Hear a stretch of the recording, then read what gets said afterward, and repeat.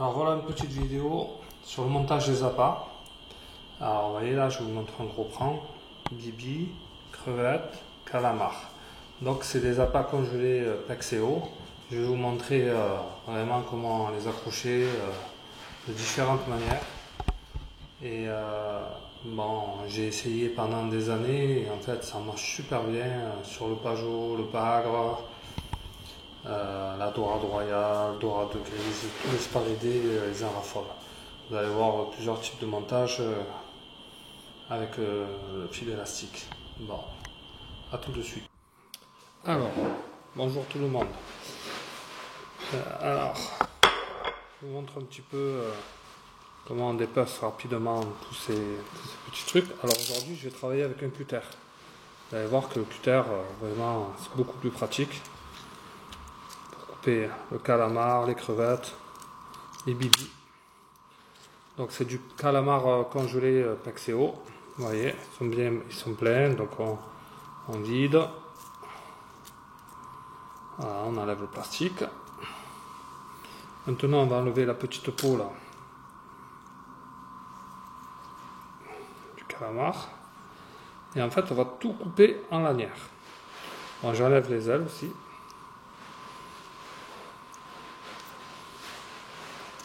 On va tout couper en lanières très, très fin. Et vous allez voir comment on peut relier ça sur un hameçon.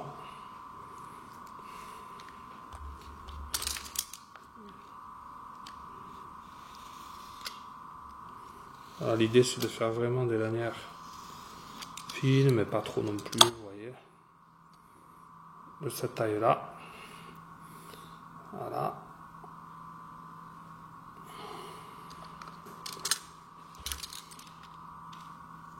J'essaie de les faire un peu pointues au bout pour qu'elles nagent un petit peu. Voilà, je commence par le calamar hein, et vous verrez après avec la crevette et le bibi, c'est un peu le même style. L'idée c'est d'avoir vraiment un appât très olfactif, résistant, par exemple comme le calamar, et aussi comme le bibi, et qui est monté de manière vraiment différente de ce qu'on fait habituellement.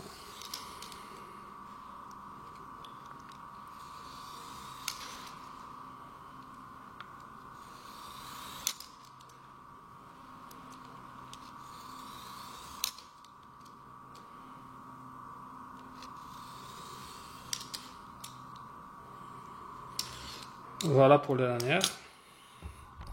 Donc je vais vous les remontrer en gros plan. Voilà. Vraiment là on va maintenant je vais m'occuper du reste. Eh ben mon dieu, réglage de caméra. Alors ce que je fais aussi, c'est que je garde la tête quand il y a des jolis poissons là. Je l'entortille avec 2-3 lamelles. Donc là, on va s'en prendre au bibi. Donc le bibi là, j'ai coupé le haut. Je vais le fendre en deux. Alors vous voyez, là grâce au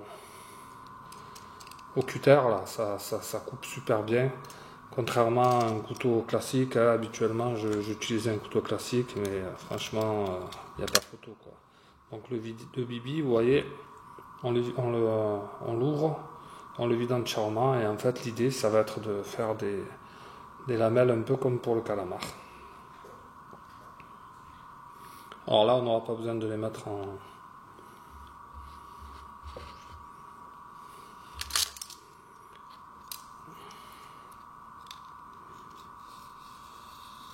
Voilà, parce que là vous voyez, regardez, avec le couteau, impossible de faire des lamelles comme ça, quoi. Qu'avec le cutter que vous y arrivez. Vous voyez. Par contre, on va venir les couper en deux. Voilà. Là, ce que je vais faire pour que ça soit plus simple, c'est que déjà d'emblée, je vais couper en deux lui. Avec le couteau comme ça passe beaucoup mieux. Parce que ça a quand même une peau très dure, le bibi, donc c'est pas évident à couper avec un couteau.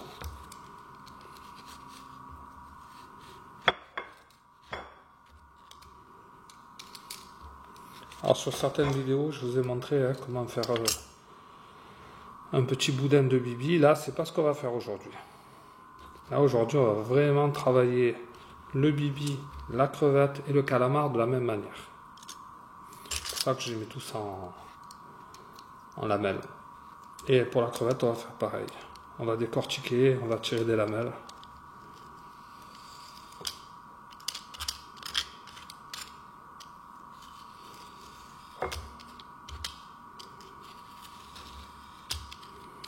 Alors, vous voyez, hein, vraiment le cutter, c'est top.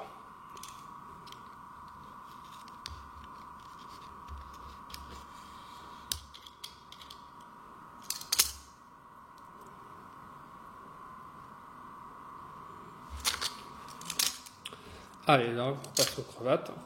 Donc la crevette, vous la décortiquez. Bon, c'est pareil, là, je les ai pris chez Pexeo. Après, même celle du commerce, ça marche très bien. C'est vrai que bon, les bibis, les calamars, ils sont vraiment bien chez Pexeo. Bon, les crevettes, ça reste des crevettes. Hein. C'est de la toute petite gambasse.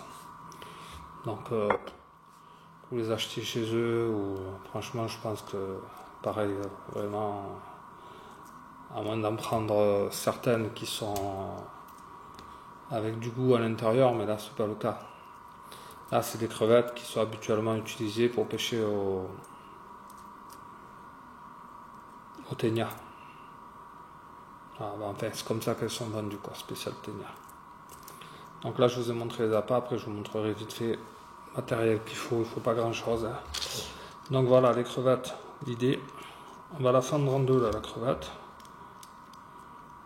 Parce que je pense que vous allez tous pêcher avec des crevettes comme ça, des queues de crevettes. Alors, vraiment, le problème avec la queue de crevette, c'est que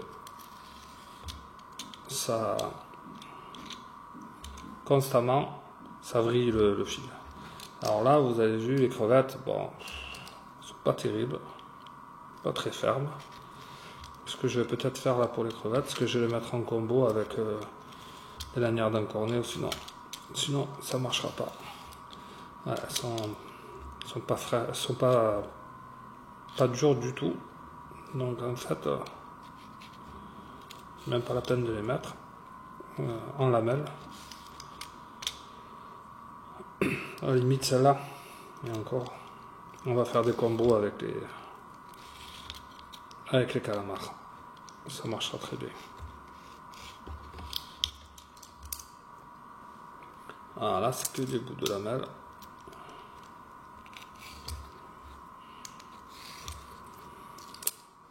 Et voilà. Donc, l'idée, c'est qu'on va travailler à la base avec des aiguilles à vif comme ça. Nous on appelle ça aiguille à vif, il y en a c'est aiguille à boucher. Là par exemple, je vais venir enfiler ma crevette. Je vais en mettre deux bouts. Alors pourquoi? Je vous ai dit tout à l'heure que je vais essayer de les mettre en combo avec des... Vous avez vu dans quel état elles sont. Pourtant elles sont... Je viens de les acheter. Mais bon, c'est pas bien grave. Et là, en gros, je vais partir de là. Et je vais venir mettre ma première lamelle de ce côté. Et après, je viendrai mettre la deuxième. Mais je ne vais pas les mettre ensemble.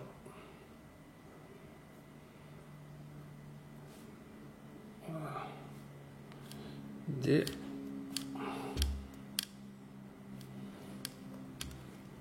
vraiment de faire un truc très olfactif, mais aussi très résistant, quoi, parce que quand il va descendre en dessous là, avec les boîtes à dents, c'est pas évident. Alors vous voyez, là je commence mon petit rôti comme ça. Voilà. Après, je vais bien venir prendre le boudin tout seul là, de la crevette, pour que vraiment, vous voyez. Parce que là, si on l'envoie comme ça, la crevette en 30 secondes, elle est morte avec les sarans et tout le reste. C'est même pas la peine.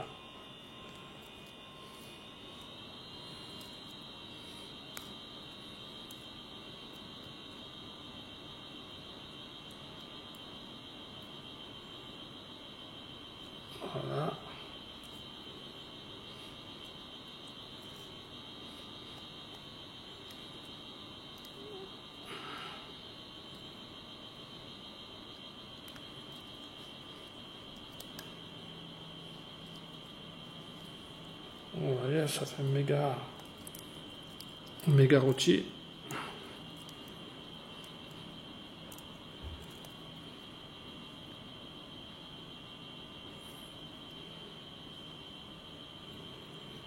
Et là, ce méga rôti va être un petit peu protégé par la lanière, vous voyez. En même temps, on la conserve, la lanière, vous voyez, ça va nager. Avec le petit courant qu'il peut y avoir sur le fond et tout, là, ça va faire quelque chose de sympa. Vous voyez, on le voit là. Voilà. Là, je vais venir intégrer la deuxième lanière. Je vais en prendre une plus longue, exprès. Bien couvrir. Voilà. Et là, ben, je viens placer la deuxième. Déjà, je l'accroche par la tête. Et ensuite, je vais venir la mettre bien droite. Enfin, le plus droit possible, en tout cas. Voilà, impeccable.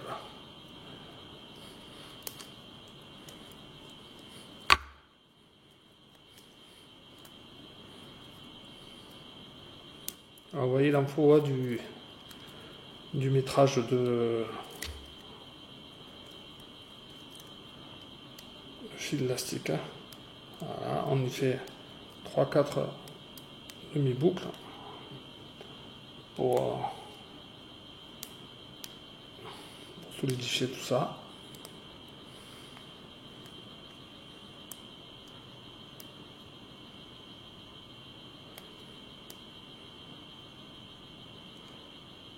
Et là, vous pouvez me croire, avec ce type d'appât, il y a tout qui s'en va. Alors, vous voyez, regardez. Ça me fait une petite hybride de crevette. Regardez comme c'est beau. Vraiment, avec mes deux lanières de calamar. Et là, je vais venir prendre un hameçon assez gros. Alors, dans ma boîte, j'en ai trentaine d'hameçons déjà montés. Vous avez vu, c'est sur des pigeoirs ronds. Hein, vous savez pourquoi. Hein. Sur des pigeoirs ronds, le gros avantage, c'est que ça fait pas la cassure. Là, je prends un peu plus gros, exprès.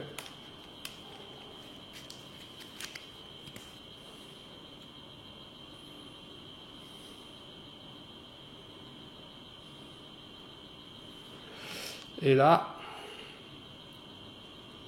je vais l'enlever, lui. Vous avez vu, il est beau. Je vais venir le reprendre de là, le mettre.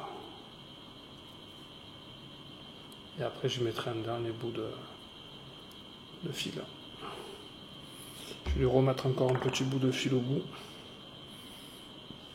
Alors, il est où mon fil élastique, merde. Laisse tomber. Bon, c'est pas bien grave. Là, vous voyez, n'hésitez pas, surtout au bout, à mettre la dose concernant le fil élastique parce que c'est hyper important.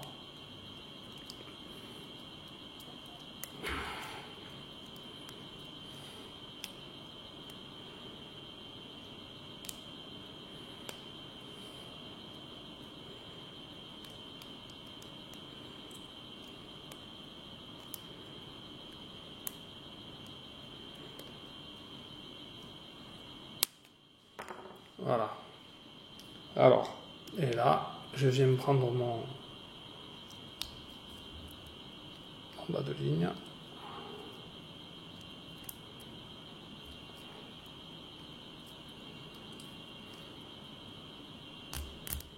Voilà.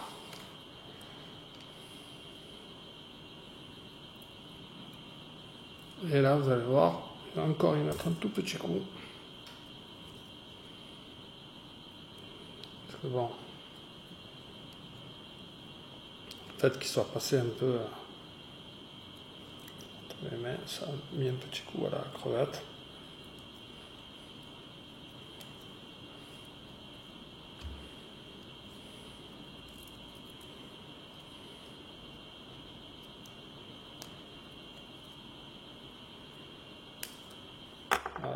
Et là, regardez.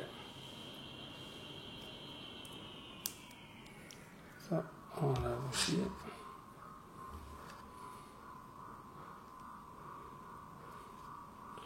Regardez ce magnifique appât.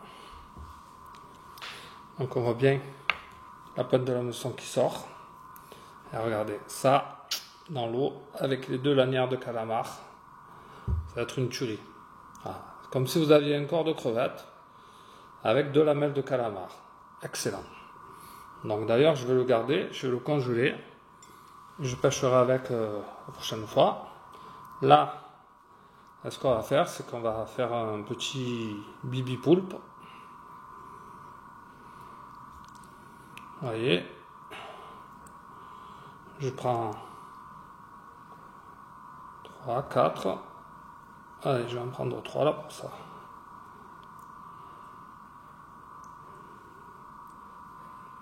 Et en fait, là, l'idée, ça va être de venir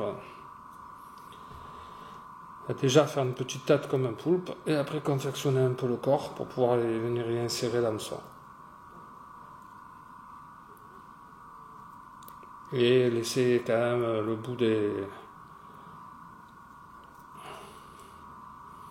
bout assez libre. Faire comme si c'était un petit plusieurs lanières. Mais pour l'instant, on n'y est pas.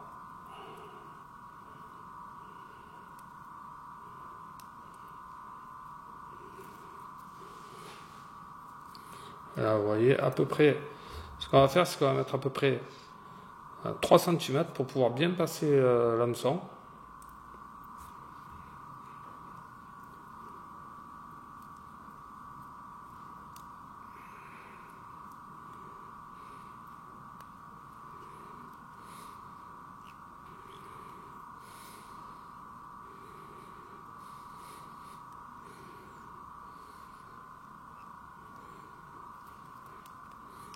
Vous voyez, c'est comme sur la vidéo pêche à dorade. Je confectionne un tout petit bibi. Vous voyez, on voit bien.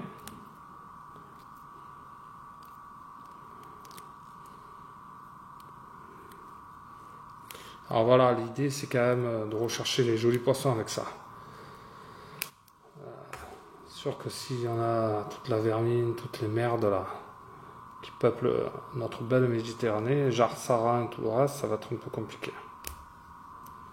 Voilà, vous voyez, là on se retrouve avec un bibi avec des lanières. Donc là, pareil, je vais venir prendre l'hameçon.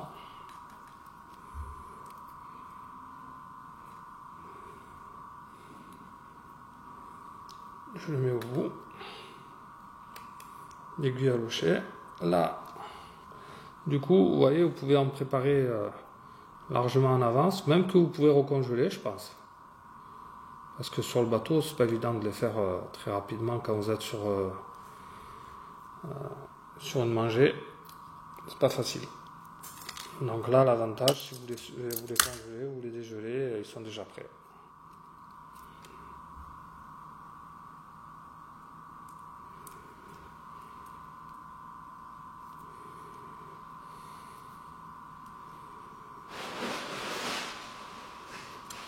Et là, regardez, c'est beau.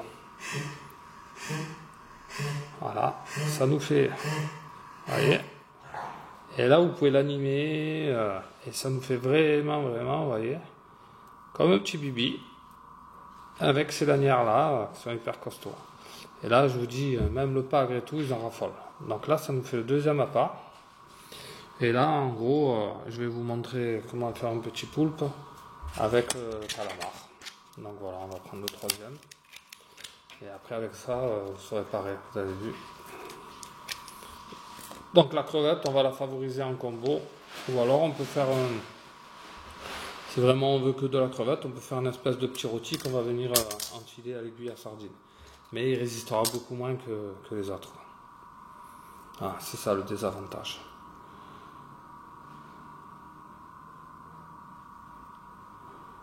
Voilà. Alors là, je vais en mettre 3. Bon, on pourra en mettre plus, hein. Mais 3 déjà, c'est pas mal. Alors c'est un petit plus par rapport à Là, sur une des vidéos, je vous avais montré, là, j'avais pris quelques pageaux avec la lanière.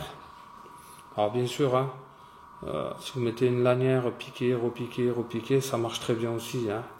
Mais je trouve que ces petits montages, ça peut apporter un plus. Voilà. Ça peut apporter un plus quand il y a des beaux poissons. Ça résiste mieux et ça nage mieux dans l'eau qu'une lanière seule. Là, pareil, en gros, je vais venir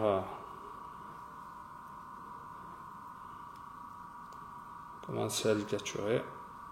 Après, vous pouvez les mettre aussi un petit peu en quinconce pour pouvoir avoir différentes tailles de queue. Ça, c'est pas interdit. Là, c'est ce qu'on va faire un petit peu. On les met légèrement en quinconce. Voilà. Et là, je commence. Déjà, là, je vais venir maintenir mes lanières.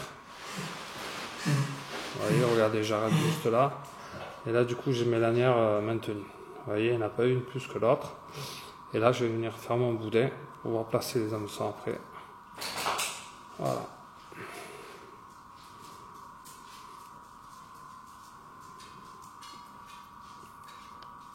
J'espère que vous verrez bien.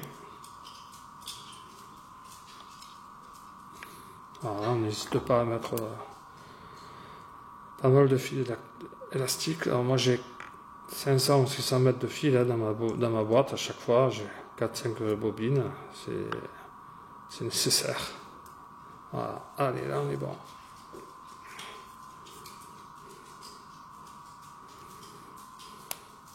Alors le gros avantage quand même avec le calamar, c'est que c'est un appât qui est vraiment costaud, qui est super pour la pêche.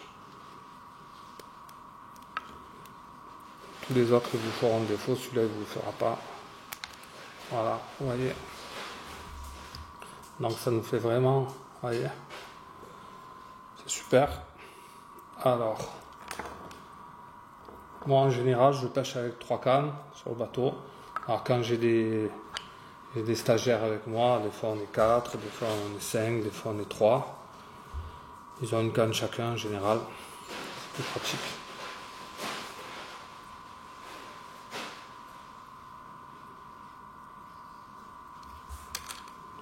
Voilà, ce qui n'est pas toujours évident à passer, c'est le nœud. Voilà, ça y est, c'est passé.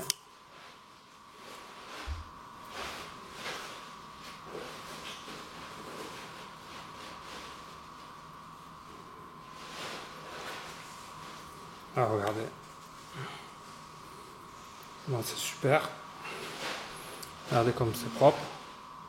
Voilà, là, je peux vous dire que quand ça passe devant un pagre, un pajot, une dorade grise, un chapon, ça fait mouche. Vous voyez, voilà. Là, voilà, c'était mes 3 montages un peu fétiches. Alors, je les utilise beaucoup quand je pêche dans les fonds entre 40 et 80 mètres. Mais ça m'arrive, comme sur la vidéo, là, vous avez vu, quand on pêchait les dorades et les pajots, là, on est sur des fonds de 10 mètres, 12 mètres maxi. En dérive, voilà. Moi, j'aime beaucoup pêcher en dérive, même dans les grands fonds. Ça permet de faire évoluer l'appât et de lui donner vie. Donc voilà, vous voyez, c'est vraiment sympa et très beaux appâts. Et en fait, vous pouvez arriver à pêcher de super poissons avec pas excessivement d'argent, parce que quand on voit le prix des verres et tout le reste, ça commence à devenir hallucinant. Voilà, allez, à bientôt pour de nouvelles aventures. Et là, je compte sortir un petit peu dès qu'il fera bon, parce que pour ceux qui habitent dans le sud de la France, on a un temps de merde en ce moment-là, au mois de novembre. Dès que je vais pouvoir sortir, je testerai tout ça pour vous en direct. Allez, bye bye.